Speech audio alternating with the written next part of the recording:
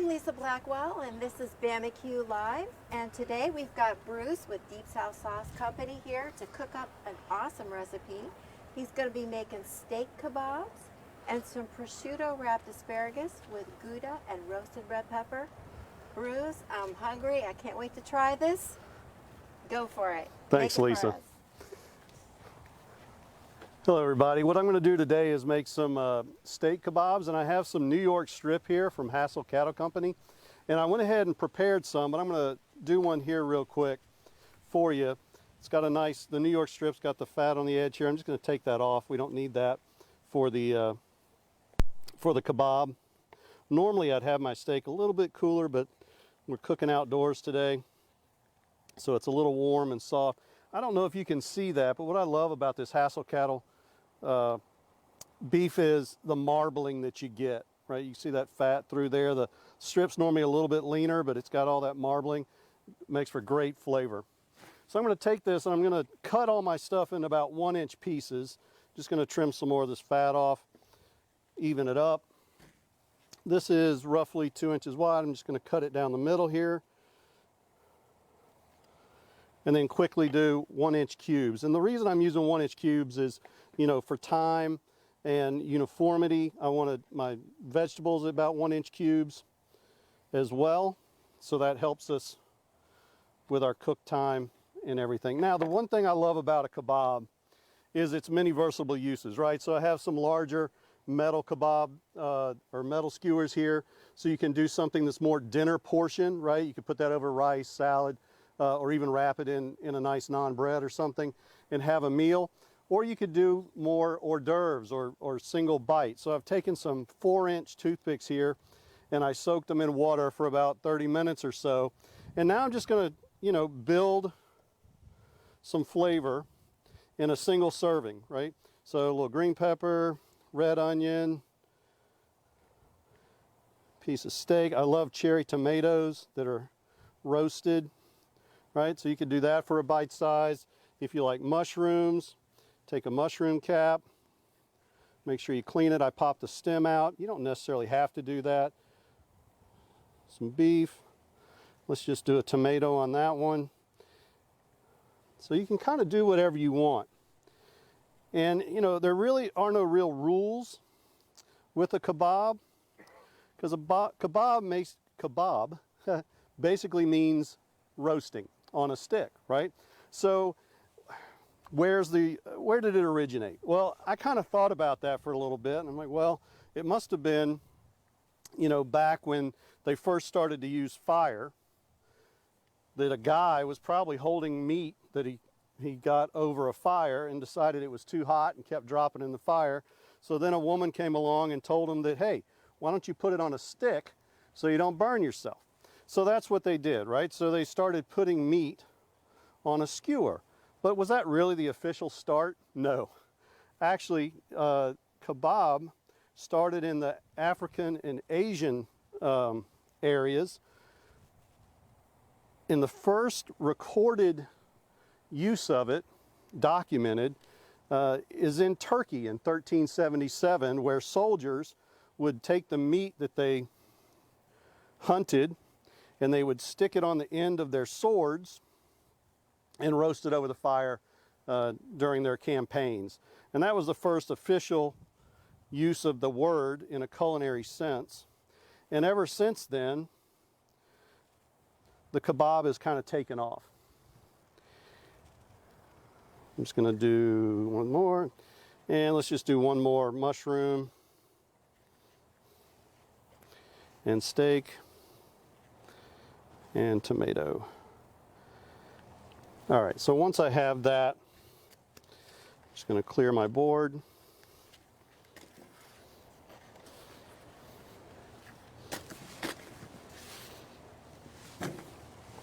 All right, so now that I have my kebabs made, I'm just going to kind of drizzle some oil over it. I'm using grapeseed oil in this case, but you could use a high temp olive oil. Normally I would put salt and pepper, but I have access to this hardened seasoning here, right, for beef, pork, etc. And it has salt, pepper, rosemary, basil, oregano, thyme, cayenne. I mean, that's just all the great flavors that I love. So I'm going to use this hardens and season it like I would with salt and pepper, right? Just use that in place of it. Sprinkle it. Get a nice good coating all over it. And I'm going to rotate these around.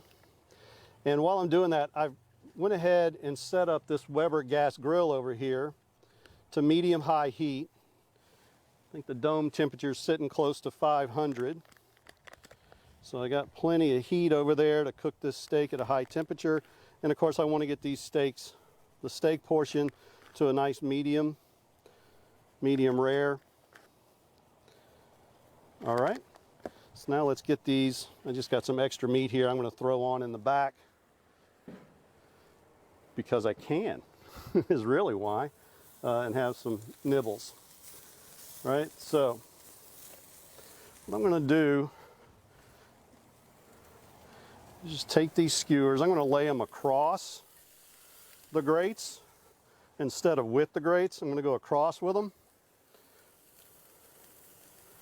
Just makes it easier to move it around later. These metal skewers are really nice. Again, if you were using wood, you'd want to make sure you soak them in wood for a while. I mean, water for a while. Get that wood nice and wet so it doesn't burn. All right. Now, one thing I've done, I don't know if you can see it in the background here, is Weber makes a smoker box. So I've put some apple chips in this smoker box. You can see it's been heating up with the grill. So I got all that nice smoke going. So it's just going to add another little kiss of flavor to the meat. All right, just going to put these little single servings on here as well. You can hear that sizzle. I don't know if you can hear that. You can really hear that sizzle. So we're going to let that go, and while we're letting that cook, we're going to get started on our asparagus. Now, where did I leave off with the story of the kebab? So Lisa off camera asked me earlier, she goes, well, what kind of kebab are you going to make? And I guess she was kind of expecting me to have some, you know, shish kebab or something like that. Well, I looked up different types of kebabs and the names of them and where they came from. And there's a myriad that come from Asia and Africa. In fact, if I were to start naming the kebabs, it would kind of be like Bubba from Forrest Gump naming all the different types of shrimp dishes. They just go on and on. As creative as you can be is the kebabs you can do. All right, so we're going to do some prosciutto wrapped asparagus with some smoked Gouda and roasted red pepper. Now, what I did ahead of time is prepared some already. I don't know if you can see that. I'll show you a little in again. So, took some asparagus, right? Cleaned and washed them, and I went ahead and trimmed them up. What I want to do is make sure they kind of have the same uniform length. Don't need to use that dirty knife. Use the same length, right? So, just for uniformity, I'm just going to cut these off. All right. Now, I'm going to take between 3 and 4 asparagus. I like the thinner asparagus, especially when I'm using prosciutto. The prosciutto is going to cook really quick, so I want the asparagus to be thin so it cooks quick. If I'm using a thicker asparagus, you might want to use a bacon, right? A thicker bacon. Bacon would also be great for this. Instead, again, I like thinner bacons because they get more crisp, but you can use a thick bacon.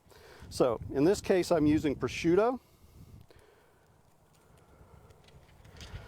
And they come with these little sheets between them, which makes it really nice. So what I'm going to do is I'm going to take my 4 asparagus,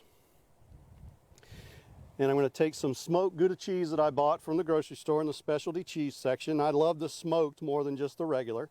Cut it into, we'll call it a 1/4 inch ribbon, you know, about the same width as the prosciutto you're going to get. And then I bought a jar of roasted red peppers, so it's already roasted in the jar, and cut those into similar length strips. And it's just going to kind of come in here.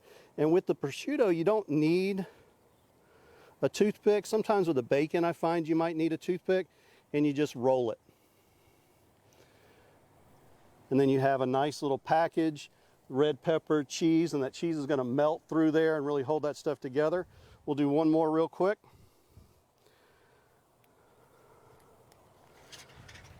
Take the little plastic off. My 4 asparagus, smoked Gouda, roasted red pepper, and just wrap it. The prosciutto is pretty delicate. I didn't have to season this, right? Because the prosciutto is going to be really salty, especially when we grill it. That salt's really going to intensify. And then the roasted red pepper and the smoked Gouda are going to round out that flavor.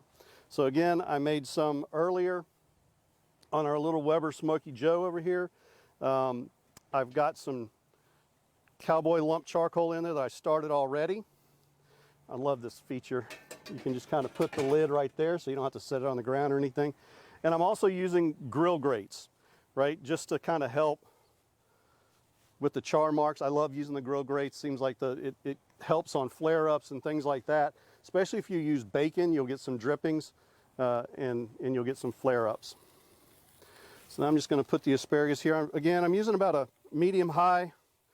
I temped the grill grates a little earlier. I'm sitting about 450 on the grate.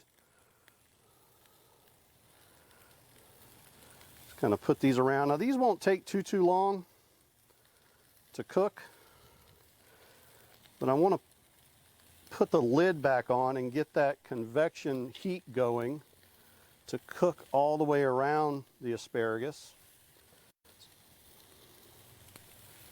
There we go.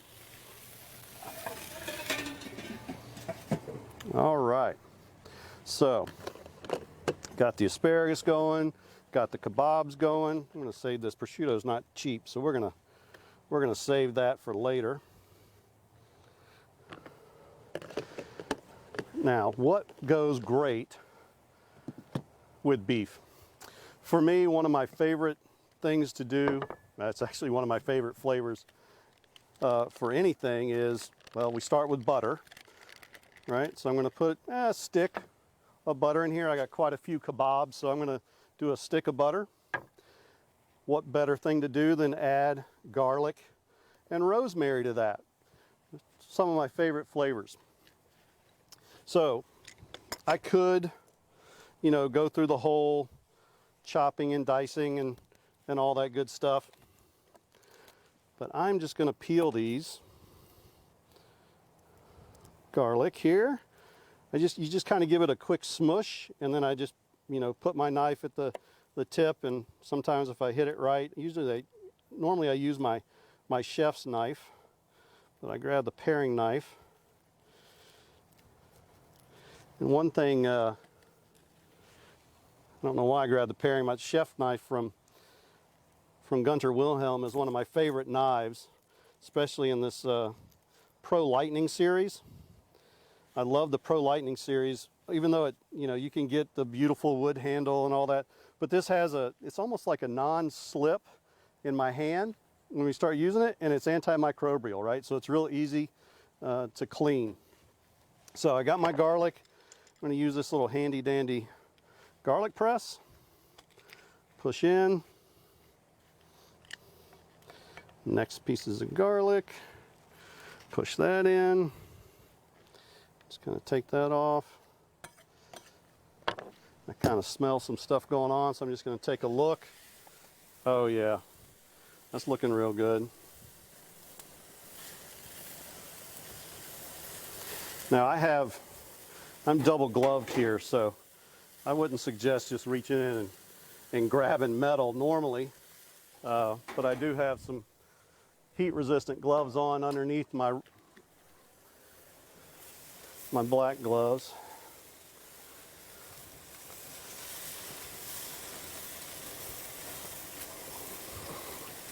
A tip I would normally tell you is to oil the grill grates, but I didn't really do that today.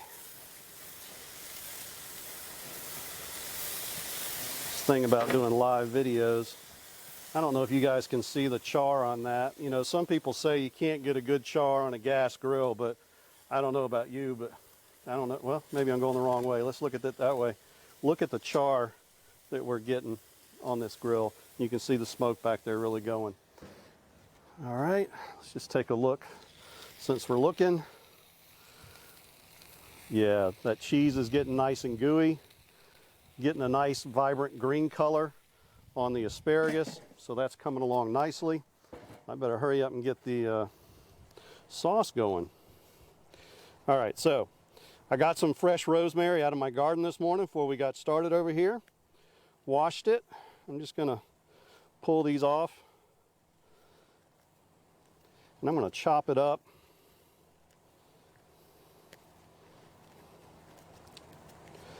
Just get all these pieces off. In fact, that stem looks pretty good. And since I want my chef's knife, here we go.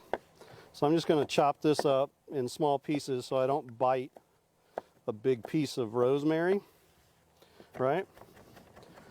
Just want some fine pieces. I'm not looking for precision, just a nice rough chop to break it up. I'm really just trying to give the butter the garlic and rosemary flavor. So there we go. And we're going to need a little seasoning to it. So I'm going to use the hardens in this as well, just to reinforce what we did already. Instead of salt and pepper, I'm going to get this on and start melting that up. Go ahead and temp this just to see. Like I said, I want that medium. So I just use my ThermoWorks pen here. Yeah, we're getting nice and ready. That stuff is good, so we'll just kind of clean our board. We'll just kind of turn this around. I'm looking for like a real rustic, this is, you know, a rustic presentation, right? So I'm just kind of looking to lay these out.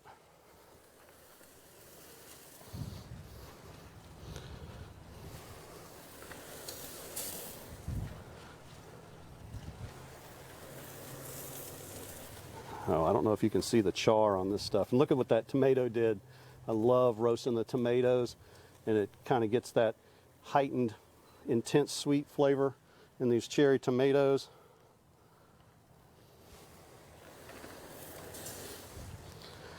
This would be awesome if you had like a bed of rice or something, and just take your fork and you just, you know, kind of put it here and pull the skewer out, and it'll come right off. And then of course we have our hors d'oeuvres.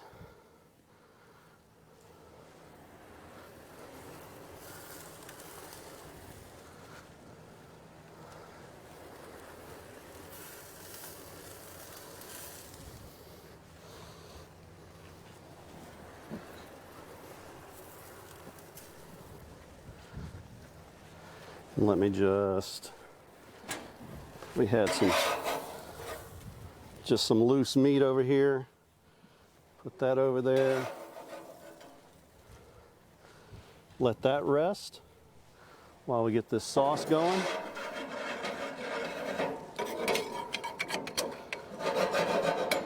Sauce is heating up nicely. Take a look at my asparagus. Oh yeah, I think that's about ready. We'll go ahead and take these off.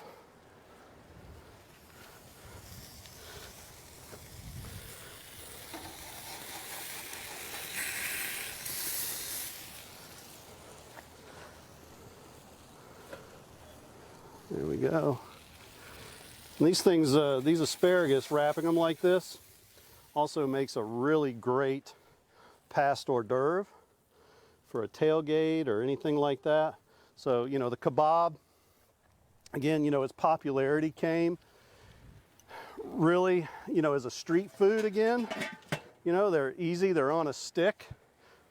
I don't know, for some reason I like street food kind of stuff, but you have something that's on a stick again. You know, we could, in fact, maybe I'll just take this one back here. You can just use your fork or whatever, and you just slide it out like that, and it holds its position. So you could still put that on a salad, a bed of rice, anything of that nature, and that would be very, very nice. And let's just check our butter.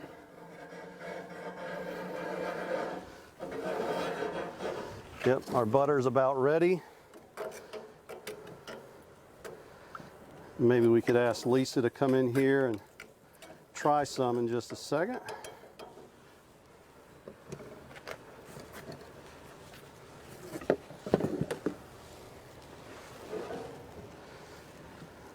And you just take that butter, it's got the rosemary and the garlic in it, and you just kind of pour it over.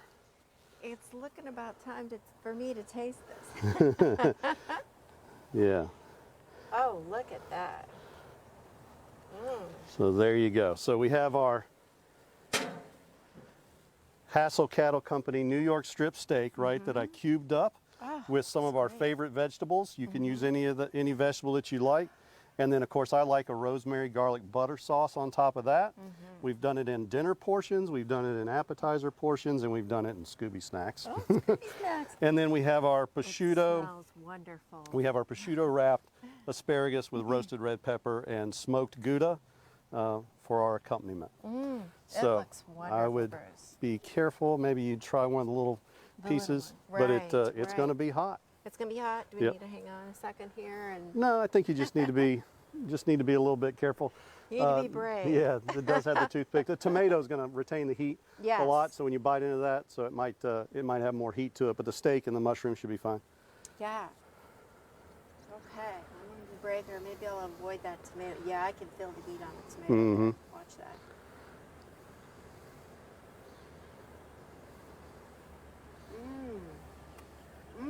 Wonderful flavor. Wonderful flavor there. I can taste all the seasoning. It's like a burst of flavor on your tongue. Oh my goodness. I think I can do the tomato now.